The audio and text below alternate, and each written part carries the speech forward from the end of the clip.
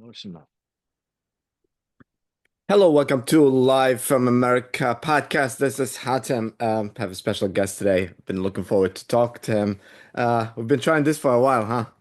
Yeah, we have mostly my calendar that's to Uh, blame, so I'm sorry. no, it's both of us. But Miles Spencer is here. He has been a mentor for tech founders for over 30 years, a father, and an author. He helped created over 1,000 jobs while founding, financing, and building so many exciting digital media companies, and then exiting them. I like how you describe yourself as a curious guy from Pittsburgh. He asks a lot of questions and stay far away from home. And he's here today because of like to talk to him and also his book, A Line in the Sand. Welcome to the show. Odd time, it's a real pleasure. Thanks for having me on. So, we're going to talk a lot about the book, but first of all, tell us a little bit about yourself. Well, as you mentioned, I am a father. I haven't been a father for 30 years. I've been a father for 13 and 11. They think they're 30 years old, but they're only preteens. I have started 30-ish companies, but it's important to note that like 27 of them have failed. Three of them that did exit had 1,100 employees. So the point there is results vary, Mm, both with kids and with businesses, right? As a kid, I was just a curious lad from Pittsburgh, Pennsylvania, always driving my parents crazy with like who, what, why, where, when. Would you do that again? Who would you do it with? What were the motivations, etc. Enough already. But I carried that throughout my life. It led then to being curious enough to do homework and understand places that I would visit, people that I would visit, religions that I would encounter, etc. And that research led me to have a confidence which allowed me to explore these places of the world that appeared to be risky sometimes, but at least we had the underpinnings of the research to feel confident and enjoy ourselves and be able to observe. And so, what I brought back from these adventures was actually understanding. So it wasn't just like, hey, we climbed Everest, good for me, you know. It was more like bringing back an understanding of a region, an understanding of how we've affected that region and how the people think of us today and think of the world today. And I think that's of great value to the West. And so I didn't set out with that in mind, but that's how it's like, yeah. in the rear view mirror, it looks pretty good. It's funny when you first said understand, I wrote it down because I thought it was a keyword, and then you explained that this is what you do is understand because I love to travel too, and I think there's a difference between experiencing something and understanding it, and understand where people coming from, understand why they do this, and respect it, whatever they believe, whatever they do, and I think a lot of people don't come back understanding this, and that's a great thing. But before that, there's two things that I want to talk to you about. You said you start your fatherhood journey a little in the later side, which, I don't have any kids, but I feel like this is a movie in its own, you know. It could be comedy, it could be tragic, it could be a lot of things. But how do you feel? Like, I do think a lot of times that people that have experience in life having later on kids, it's a plus. Obviously, younger also is a plus because you have the energy, you do everything. But what's your experience of having kids later on? I'd highly recommend it if you have the cartilage to spare in your knees and shoulders to deal with it. So, by way of background, my DNA includes my great grandfather's Miles Sharpless Spencer. He had 24 children. He had his last child when he was 74. That was my grandfather. So, I'm just getting started, you could say. Good for you. I had my first kid when I was 50. It does provide a perspective that's a little bit different. I mean, kids having kids isn't necessarily the um, optimal. You're concerned about your job, you're concerned about where you live, you're concerned about everything, and then there's the kids, right? At least at a later age, have a little bit of perspective, and I don't pop off at my kids perhaps, as much as I might have. They probably have a different opinion, but they think I'm pretty chill. And how you met? I mean, good thing you're in tech, huh? Because you can. I feel like this would be probably the biggest problem.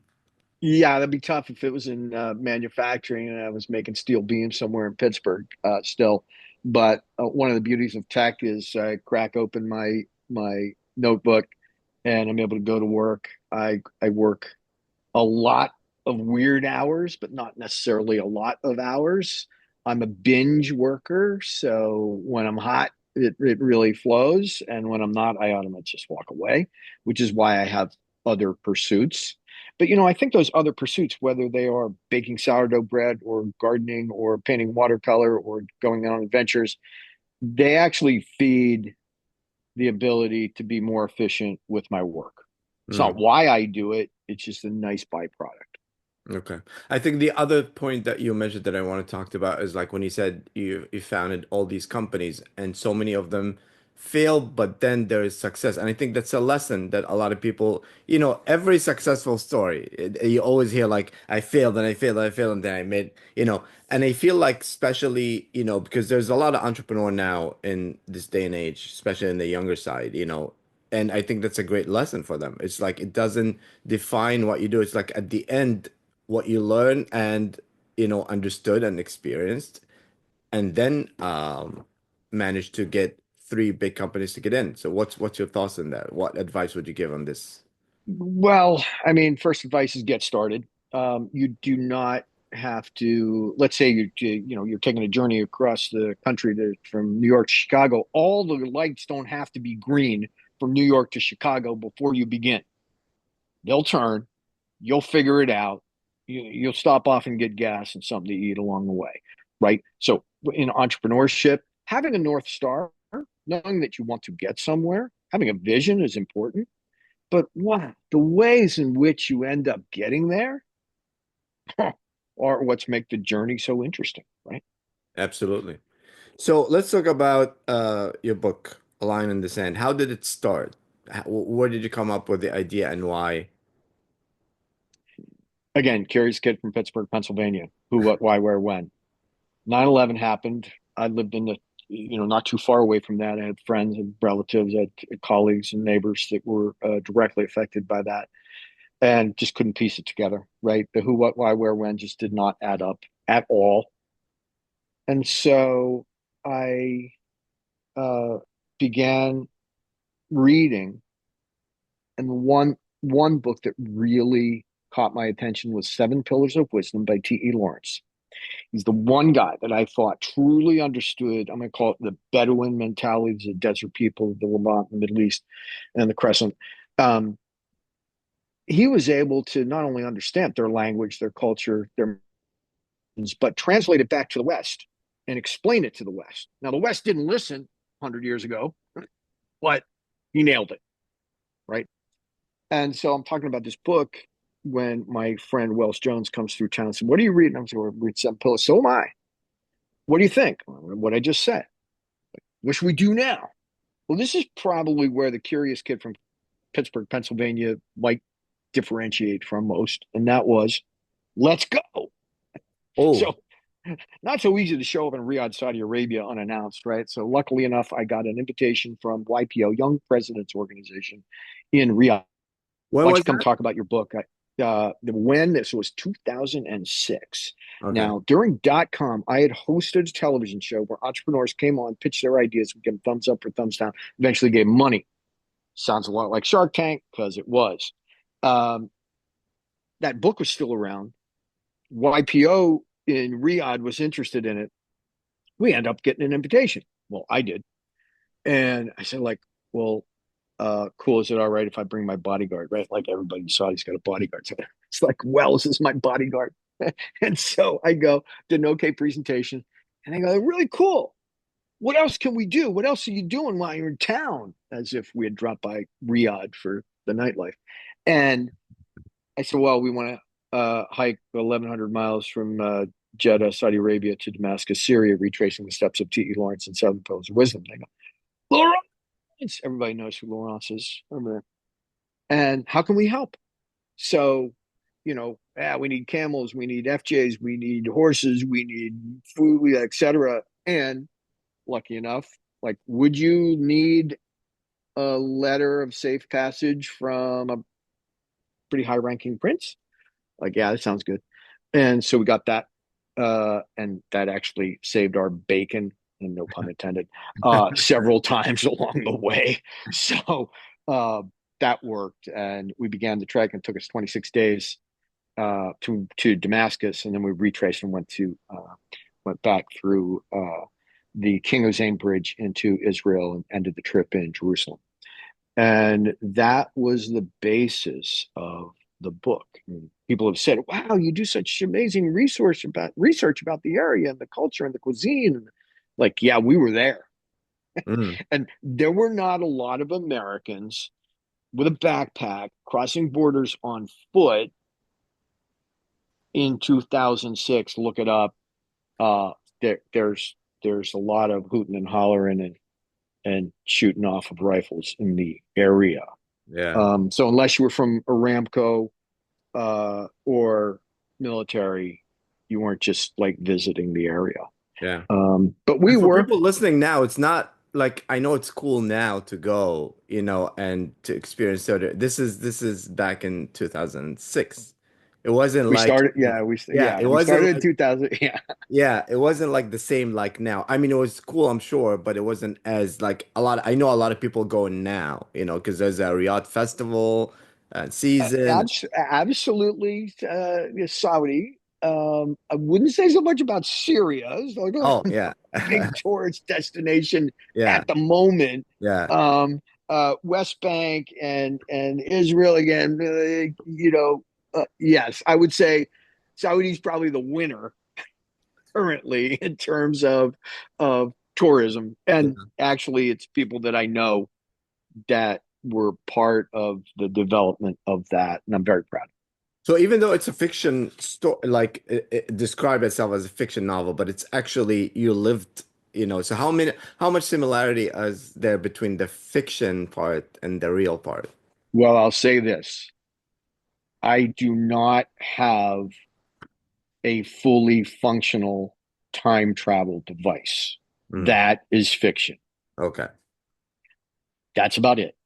Okay. Yeah, the other part I noticed in the book is like most forwards are usually boring.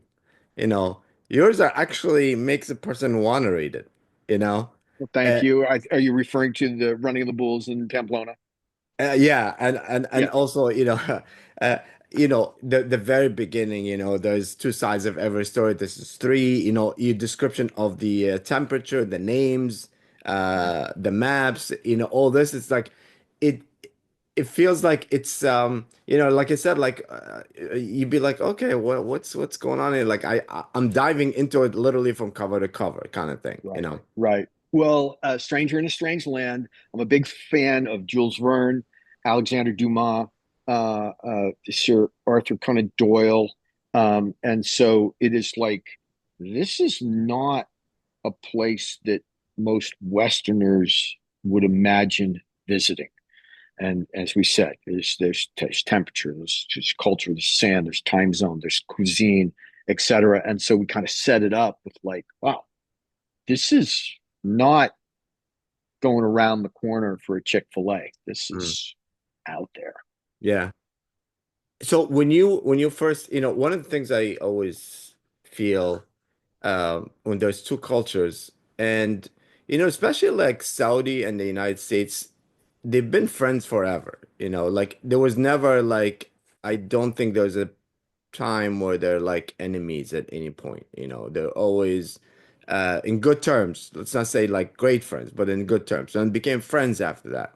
But there was always, there, and I remember during the Gulf War, I was born in Kuwait, by the way. During the Gulf War, when the United States first went to help the liberation of Kuwait, and they were with Kuwait. I was a little kid, but there was always stories of the two cultures, and they literally would give books to these soldiers and be like, hey, this is some kind of the etiquette of the Saudi, or this is the Saudi.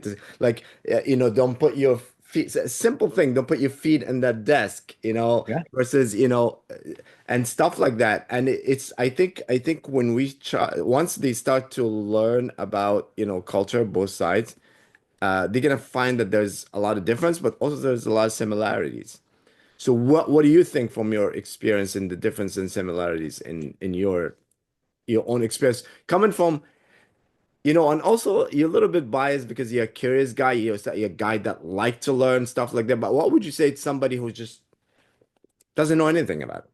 Look, I'm a curious kid, but I'm from Pittsburgh, Pennsylvania. Yeah. So I grew up, yeah, educated with the Bible as Christian, and that was the story, right? That's the story. That's like what everybody does, isn't it? I think I met my first Jewish kid when I was like 12 or 13. Like, wow, what's going on with you? Like, not you do something different on Easter. And then maybe my first Muslim kid when I was 14 or 15, right? It's like, whoa, it's like, what's going on here? And so I began to get these hints that there were other points of view out there. And it all came together in a place called Maghreb al Shayb. It's in the northwest corner of Saudi Arabia, not far from Israel, not far from Jordan. But our guide, all the guides were named Ali. I don't know why. It's like, hey, what's the guy? Ali. So Ali is going on, and we're not really understanding much. And it's like, Musa came here, and there's Ezra, and there was Hagar, and like, hold on a second. You talking about Abraham, Moses, Ezra, Hagar? Those are from our book. Like, where are you getting that? It's like, well, I got it from the Quran. Really? Like, yeah. And so we went through 12 of them in a row. All of them were common. And so we had a satellite phone. I called up my friend in Tel Aviv. I go like, look, not for nothing, but just do me one thing. I'm going to read off 12 prophets. You tell me how many you got. We went 12 for 12. And I realized at that moment the depth and breadth of my ignorance that all our stories. We had so much more in common with the beliefs and main tenets of our religions that had all originated in the same desert with many of the same prophets, telling many of the same stories, telling many of the same morals. And the differences were very thin. Yeah. There's I can't remember who's the comedian. I'm gonna kill myself, but he have this joke is like, people fight of who's the messenger of God. Is it Jesus? Is it Moses? Is it Muhammad? Did you get the message? Well So said. yeah, it's funny like in the Quran for example, it says like if you go to like a foreign country and you can pray, there's no mosque, you go to a church, Yeah, you go to a temple. it's a If holy you place. Yeah. Yeah, if you can eat, a halal food, you go eat Christian food or Jewish food, because all that praying. So yeah, it's so crazy how, the world is so divided and it's so similar to it. I gotta ask, Lawrence of Arabia, obviously, is the biggest, I feel it's the biggest influences to anyone who wants to have like anything like an entertainment business in terms of like movies, songs, books, anything between the both cultures. How much did that reflect on you personally before you even thought of reading this and doing this book? I watch it 3 or 4 times a year still. Wow. It look, uh, it was beautifully written, Let me ask you this based on question. Can you kids sit through it? sometimes they do. We really All of it? value, yeah, yeah. But sometimes I just get a huge TV. I just leave it on in the background. Okay. Okay. Oh, check out the scene! Check out the scene at the well where uh Lawrence meets the Anthony Quinn character, which is I'm going to forget his name. And in any event, he meets another Bedouin that they're all trying to pull together. It's just this wonderful scene. There's are the panoramas and the perspectives in this are just so phenomenal. It's beautifully written. The cinematography is unbelievable. Peter O'Toole is a foot taller than Lawrence was, but he still acted it out extremely well. Yeah, that was that was a big part of our inspiration. Um, and we we we owe a lot to um, to that movie, and then when you dig under the book underneath it. Mm. So without giving too much of the book, you cover so much, but let's go like one by one, like friendship, for example. Well, Wells and I, the writers, um, are basically Magnus and Finn in the book. And we have one of those friendships where we were lifetime friends the day we met, even though we are in our 40s. And I specialize in getting in trouble, and he specializes in getting us out of it. So we work very well together. Um, and, there's just this sense of having each other's back. I could not have done this alone. Um, Having each other's back, whether it's walking up to one of 30 checkpoints with just a backpack I mean, it's not like there's like welcome to Syria, right? I mean, there is, but it's a different way. Yeah, there is. There is, There is welcome to I, Syria, but it's yeah, not what you yeah, think. the hard way. Yeah. There's a chapter about that. She was in a town called Dera. It's in Lawrence of Arabia. It's in Seven Pillars of Wisdom, and it's in our book. You got roughed up. So yeah, well, there was also Welcome to Israel, and even though there was, one would think as a Westerner, you're like, okay, I'm back to like Western soil. It was pretty tough. Mm. And I can recall it's in the book, but actually in that particular one, I wasn't interrogated much at all. Wells was just kicked apart. How long you been outside of Israel in the Middle East? Like a month. What were you doing for a month? You military? No. You Ramco? No. Why were you here? Oh, we're seeking understanding. Like, okay, boys. Like, where'd you go? Saudi Arabia. What are you doing there? We have friends. We have friends in Saudi Arabia. Oh, you do? Oh, Really? Right? Like, tell us about that one. Where else did you go? Oh, we're in Damascus. And yeah, visiting friends. Okay.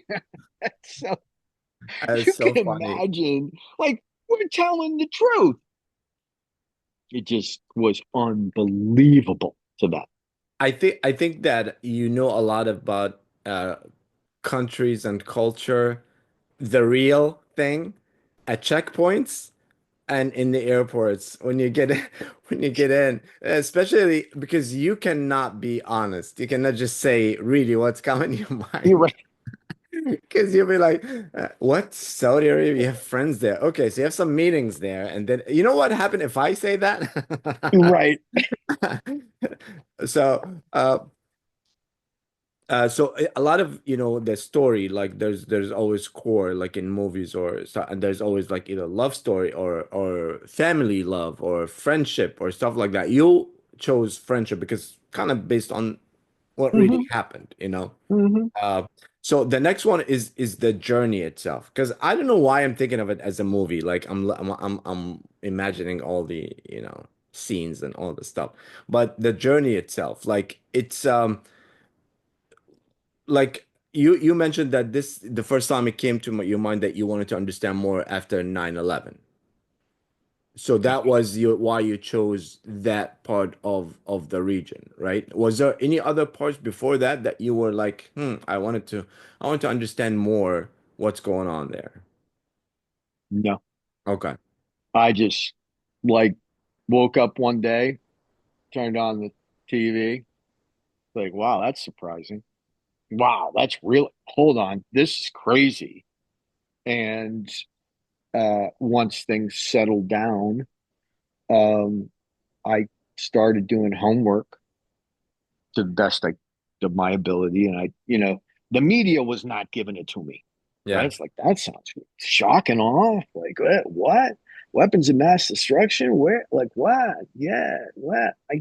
Oh, yeah, I can do some more homework. And it just got to the point where it's like, you know what, we got to go. Yeah.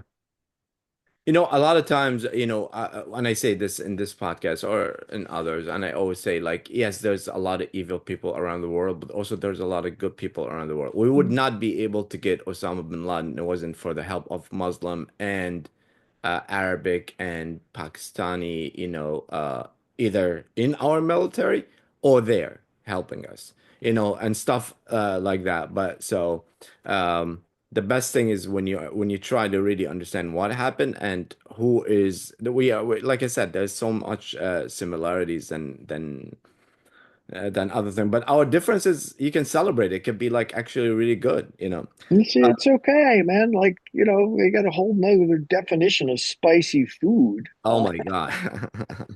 Yeah. It's Hey, man. totally different. Wow. Whoa.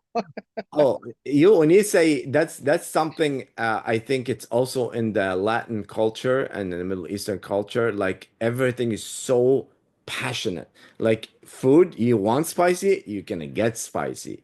Dance, like belly dance or salsa or whatever. It's just so, moving. Why did you decide to start with Saudi Arabia? Um, in in Seven Pillars of Wisdom, he really begins. He actually, T.E. Lawrence is in Cairo. He's drawing maps. Looks like First World War is cooking up, right? And the British Foreign Office decides, hey, let's go over to Hejaz, which is the western corner of Saudi Arabia, which was not called Saudi Arabia anymore. It's Hashemite at the time. And let's see if we can pick a leader, unite the tribes, and make some trouble for the Ottoman Turks because they're aligned with the Germans. And P.S., which is the real theme of it all, right? The natural resources are going to get really important here. So we need to have a dog in the hunt. So Mm, at the time, the British kind of looked at the Suez Canal as the prime value in the area. They showed up in Persia not long after that, and they thought they hit it out of the park until the Americans partnered with Sauds, and the rest is history. So it was why Lawrence was there.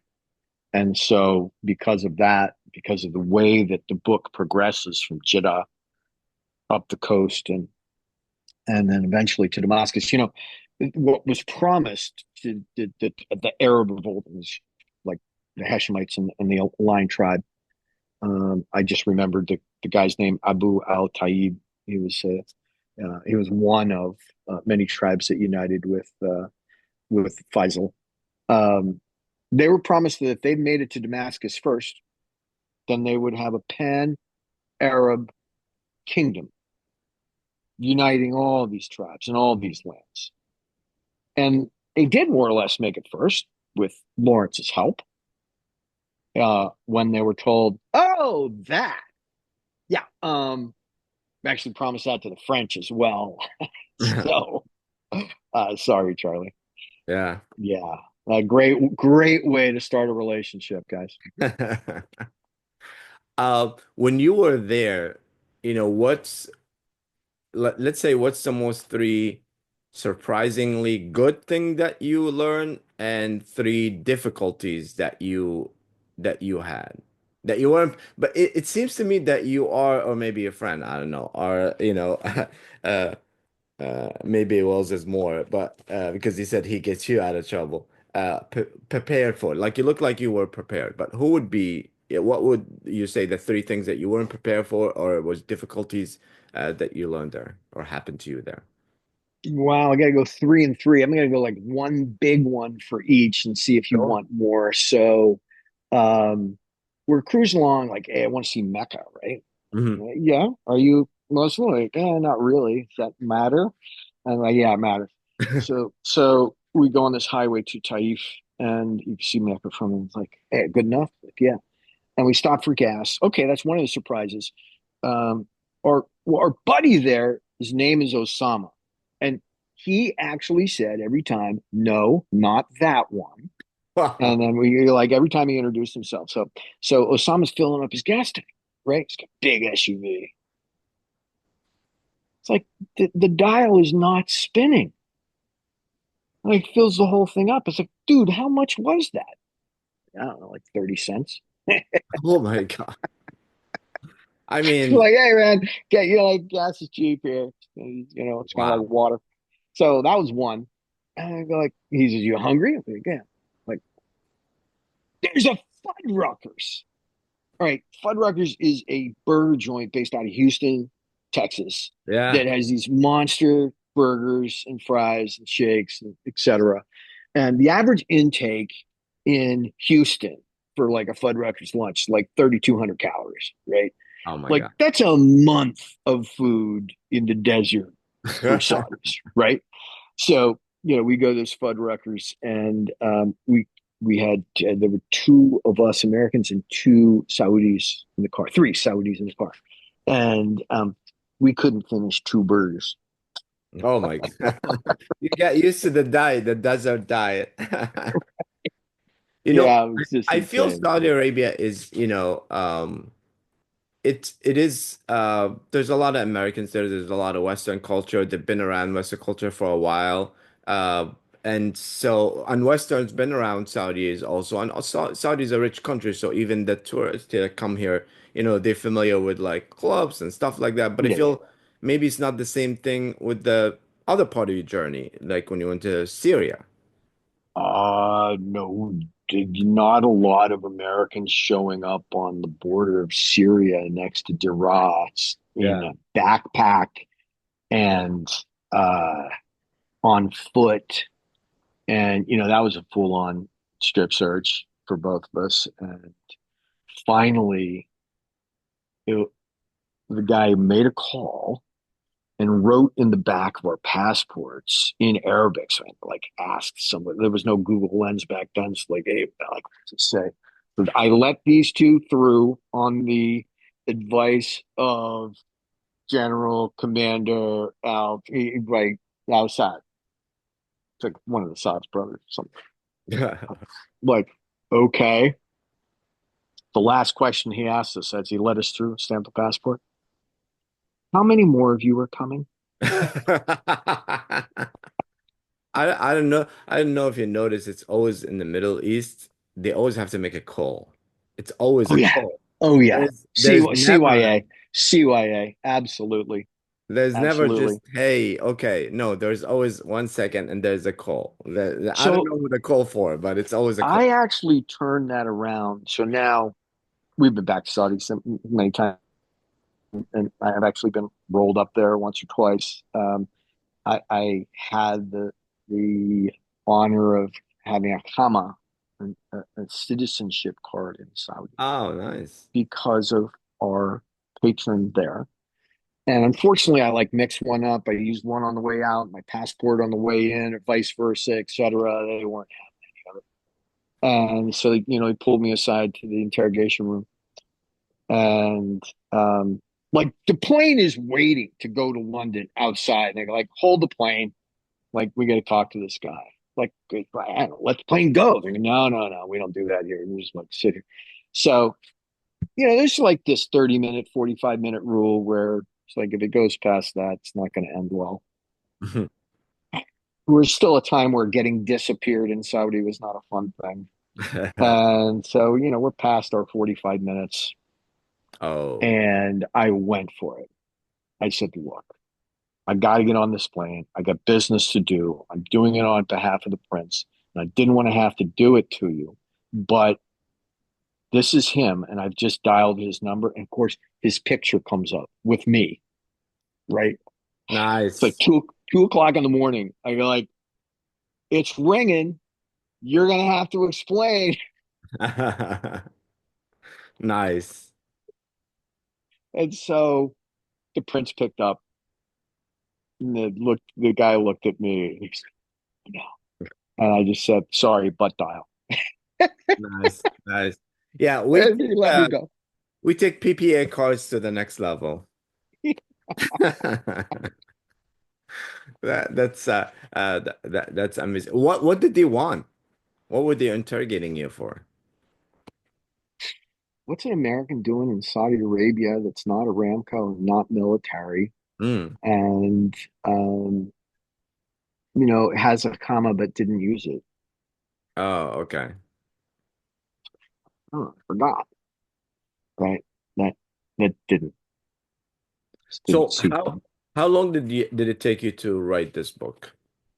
From the process Uh, of thinking about, did you think about it before you get there, or that was the idea, or no? Here's the weird part. We went in 2006. We continued to go there for a couple of years. So 2008, we kind of had all our research done. Mm. Um, and then we thought about it for 17 years. Mm. Nice. As you mentioned, I was busy with kids, businesses, etc. And then October 7th happened. Like, you know what? That's a tragedy, but October 8th is what I'm more interested in. Yeah.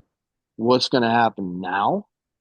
And Wells and I thought we have something that might provide people some understanding of the region that might be helpful. Now's the time.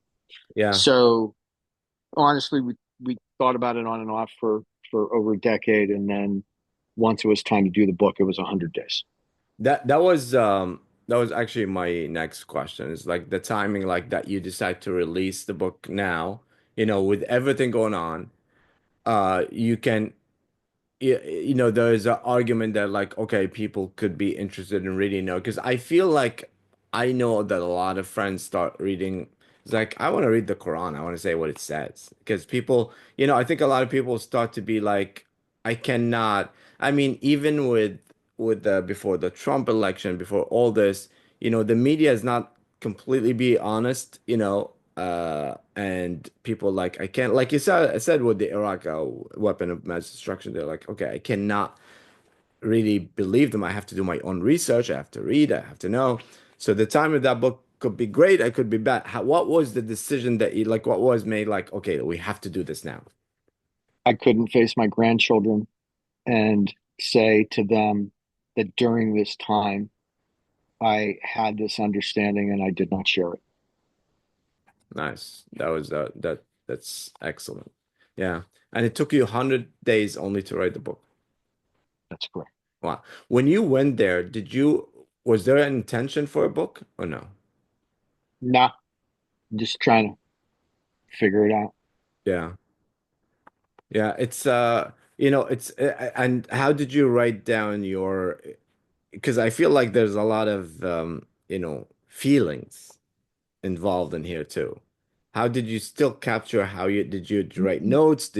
Or your memories just, We did blog when we were there. That was kind of like before blogging was blogging. But yeah. we put that up in the cloud every night and then actually wiped out all our devices each day. So we had nothing if we got rolled up by somebody new. It's like, what do you got on your phone? I got no pictures. Like, Mm, what do you, I got nothing.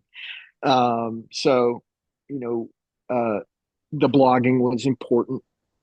I have a co-author so that we could compare stories and remember things. And so that was very important.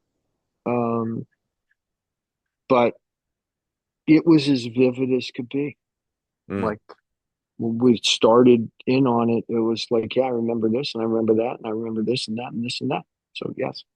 So if A Line in the Sand becomes a movie, who would play it? Well, the line itself, I don't know. The characters, um, the characters for Finn, that's Wells. That would be Ewan McGregor, Okay. right? For me, gosh, um, I like to say that would be what's his name, Jason Bourne, but I'm afraid it's probably more like Mr. Bean. Matt Damon it is. And I like Yeah. that using also, some Arabic words in the description. You know, I always ask this because I think it's an important question, an important decision that all authors have to do. The title, you know, Mm. A Line in the Sand. Now, a line, it's very, and I know you know that. in the Arabic culture is very big. There's always a line. There's always, okay, this is a red line, or here's a line. They always use the word line to describe something major, you know. Yeah. Yeah. So where did you come up with the title, and what was the other nomination for titles? If There you, was never another nomination. oh wow, that's an And, easy decision. you think about a line in the sand. Sand is constantly shifting, Mm, constantly moving, right? And so here are these Westerners. This is the Versailles Conference. This would be France and England, and to a certain extent, the United States, deciding where to put this. You ever see that line? There's this line between Saudi and Jordan. It's like 865 miles straight. And but the irony is there are people on one side of it that used to have wells on the other side. yeah. Now all of a sudden it's a different country, right? But the dudes back in the clubs in London were like, it's too much to squiggle this line here. Let's just extend it all the way. And so it's a bit of a joke that there could be lines in the sand in the desert. There was a lot of map making. Lawrence was a map maker. The Versailles Peace Conference was all about map making. And so, who gets what? Those lines end up with like not just water, but oil. Mm, So those lines become extremely important later. There are a half dozen other lines in the sand on Amazon. Some of them are pretty good books. But the reality is we couldn't go without that name. So yeah. we No, I felt, when I saw the name, I was like, whoa, before even I start reading the book, I was like, okay, this is a good title because for me, I feel like the problem that always was with the Middle East, that all the wars were there from the beginning to the end. And the reason all the wars were there in the whole world, even when there's like, it's because of lines, because it's like, Mhm. okay, this is the line. Oh, no, this is the line. No, this is the line. And the way you said line in the sand, it keep moving. Like we're talking about Syria now and say like, hey, there's no other Americans there. It's impossible. Like 20 years ago, Syria was the best place in the world to visit and so much culture and so much and it keeps moving like Right. it's. Well, I mean, there's some lines being debated just west of Jordan, just northwest of Yeah, Saudi yeah, that um, I'm not so sure they're going to settle those debates in my lifetime. yeah, and that's exactly right, and it's because of someone who doesn't know anything decide to make a line, you know, and instead the people that A make Brit, basically. yeah, I mean, yeah, make it whether making the line, but I love the analogy of like there is no line in the sand and it just keep moving because to me it felt like maybe it's natural that it all be together in one thing, because there is Mm, no really line in the sand. But it's mm, I love the reference to like for people that don't know, the Arabic culture always used lines and everything. It's like, hey, hey, this is it. This is, this is it. So I like that you had this. What's next for you after this? Now that you are released this one and it Right. has a lot of lessons even though it's a novel but it's based on a lot of true events um what's next? Is there a part two? Is there like what's your thought? Oh, hell yes. Wells and I have been to Havana, Cuba. Mm, Likewise, Magnus and Finn have an adventure in Havana, Cuba, just as it's falling, 1958. Castro's leading the revolution. And of course, by way of our time machine, we are there. And so the next one is called Havana Familia. Familia spelled, in the Italian way because it's a mafia controlled place. mm, And so the next adventure with the same characters and the same theme, which is essentially the imperial gaze, white dudes in clubs in London and Paris and New York deciding where people should live, who they should worship, and what natural resources should come back to the mothership has gotten ourselves in trouble. And I say that as a middle aged white man, right? mm. It's like, it seemed like a good idea at the time, but God, it's really caused a lot of trouble. So we have Havana, and then we have three more. So um, please come back when that's released, and we'll get Wells on the show, and we'll do it all over again. But Magnus and Finn are going to continue seeking and going on journeys of understanding. No, absolutely. I would love to have, to read the next chapter. For those, I didn't want to give too much from the book, but for those who don't understand, can you tell them a little bit about the characters and the time machine and what's going on? As much as you It's can without giving up the book. it's look, Amazon does it well. It's a historical fiction. It's a bromance of two yeah, men that like to adventure and seek understanding in those adventures. We mentor and adopt two younger, one Jewish kid from Israel, one Muslim from Saudi/Lebanon, and we actually go through this entire journey with them, comparing their points of view. So it's not just us Americans sharing our learnings, but we're also reflecting that off of Saudi, Israeli, Lebanese, Jewish, and Muslims, as well as our Christian take.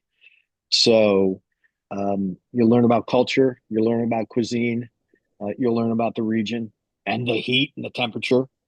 But it's also a rip roaring adventure. Did you pick Cuba Havana next one? Because like I gotta get myself some good weather.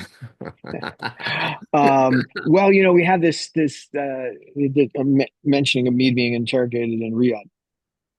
Well, the irony is I've been interrogated in Havana. I'm not so sure I'm all that welcome back there, and so this is the most I can do.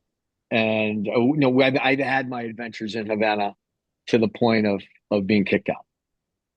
Well, That's the standard that I of measurement for having fun yeah. in on any adventure is being kicked out of the country. Yeah, no, definitely. And the checkpoints over there, it's the same. And it's always the phone call also, there's always a different Yes, phone yes. call. Now, the following question, I really don't know why I'm asking it, but it just like it felt to me through the whole time I'm reading. Is there any, maybe I'm crazy, probably I'm crazy. Is there any Star Wars influence in this at all?